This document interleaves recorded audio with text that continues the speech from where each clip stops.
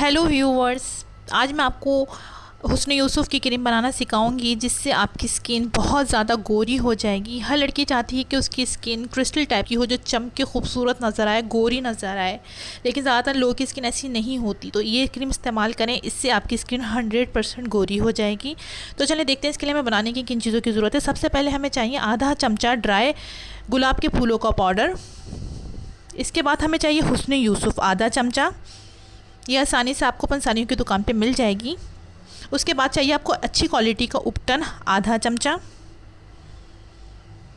इसके साथ चाहिए आपको बादाम का पाउडर, ये भी आपको आधा चमचा चाहिए। इसके साथ आपको लेना है अर के गुलाब, ये हमें लेना है 2 चमचे। तिब्बत क्रीम हो आपके पास या कोई सी भी आपके पास कोल्ड क्रीम हो, आप उसे यूज़ कर सकते हैं। आपको एक पूरी क्रीम लेनी है। आपको क्या करना है, ये क्रीम को निकाल लेना है किसी प्याली वगैरह के अंदर, और जो ड्राई चीज़ें थी उसको सबको मिक्स करके रख लेना है, और इसको आपने क्रीम में डाल के अच्छी तरीके से मिक्स करना है।